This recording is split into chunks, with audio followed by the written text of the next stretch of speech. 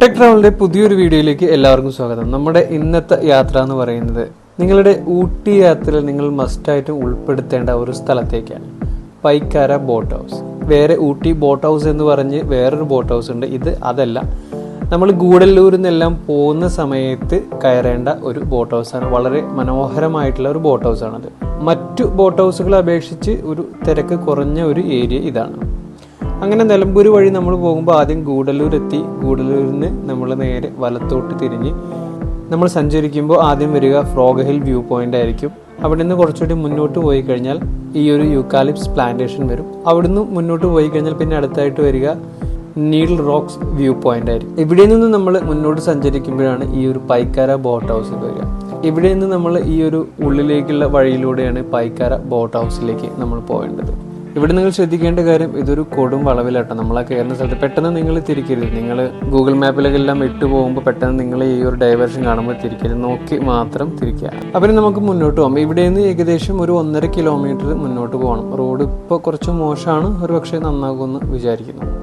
ഈ ഒരു ബോട്ട് ഹൗസിന്റെ ഏറ്റവും ടോപ്പിൽ നമ്മൾ എത്തിയിരിക്കുകയാണ്. ഇവിടെ നിന്ന് കാണാൻ നല്ല ഭംഗിയായിട്ട് ഈ ഒരു നദി ഒരു നീല കളറിൽ ഇങ്ങനെ നിൽക്കുന്നതും ഇതിലൂടെ ഇങ്ങനെ പലതരം ബോട്ടുകൾ, എസ്പെഷ്യലി നമ്മുടെ സ്പീഡ് ബോട്ടൊക്കെ ഇങ്ങനെ വരുന്നത് കാണാൻ തന്നെ നല്ലൊരു ഭംഗിയാണ്, നല്ലൊരു എക്സ്പീരിയൻസ് ആയിരിക്കും. നവംബർ ഡിസംബർ ജനുവരി മാസത്തിലാണെന്നുണ്ടെങ്കിൽ കോടയും കൂടെ ഇറങ്ങിക്കഴിഞ്ഞാൽ ഇത് നിങ്ങൾക്ക് തരുന്നത് മറ്റൊരു എക്സ്പീരിയൻസ് ആയിരിക്കും. ഇനി നമുക്ക് ഇവിടുത്തെ ടിക്കറ്റ് നിരക്ക് നോക്കാം. 10 സീറ്റർ ബോട്ടിന് 1200 രൂപയാണ്, അത് 20 മിനിറ്റാണ്.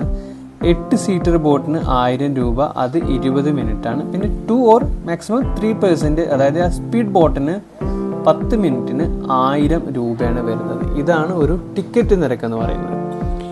ഇനി നമുക്ക് ഇവിടെ നിന്ന് ജസ്റ്റ് മുന്നോട്ട് പോയി കഴിഞ്ഞാൽ നമുക്ക് ടിക്കറ്റ് എടുക്കാം. ഇതിൻ്റെ വലതുവശത്തായിട്ട് നമ്മൾ ഇറങ്ങി പോകുമ്പോൾ ഇതിൻ്റെ വലതുവശത്തായിട്ട് ഇവിടെ റെസ്റ്റോറൻറ്റും അതേപോലെ തന്നെ വാഷ്റൂമും ഉണ്ട്. അപ്പോൾ ഭക്ഷണം കഴിക്കേണ്ടവർക്ക് അവിടെ പോയിട്ട് ഭക്ഷണം കഴിക്കാം. ഇനി ഇവിടെ ശ്രദ്ധിക്കേണ്ട മറ്റൊരു കാര്യം, ഇവിടെ ക്യാഷ് ഓൺലി ആണ് ഇതുവരെ. ഒരുപക്ഷെ മാറ്റം വന്നേക്കാം. ഗൂഗിൾ പേയോ മറ്റു കാർഡോ ഓൺലൈൻ പേയ്മെൻ്റ് ഒന്നും ഇവിടെ സ്വീകരിക്കുന്നില്ല. ക്യാഷ് ഓൺലി ആണെന്ന് ഇവിടെ എഴുതി വെച്ചിട്ടുണ്ട്. അപ്പോൾ ആ ഒരു കാര്യം നിങ്ങൾ ശ്രദ്ധിക്കുക.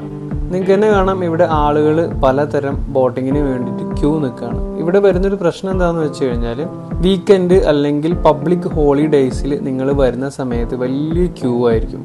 ഇത്രയും ക്യൂ നിന്ന് നിങ്ങൾ ബോട്ടിങ് നടത്തി തിരിച്ചു പോകാൻ ഒരുപാട് സമയം നിങ്ങൾക്ക് നഷ്ടമാവും. അങ്ങനെ വന്നു കഴിഞ്ഞാൽ നിങ്ങളുടെ ഊട്ടി പ്ലാനിലുള്ള മറ്റു സ്ഥലങ്ങൾ മിസ്സാവാനുള്ള ചാൻസ് ഉണ്ട്. ഇതൊരു ജസ്റ്റ് ഒരു ഇൻഫർമേഷൻ പറഞ്ഞു എന്ന് മാത്രമേ ഉള്ളൂ.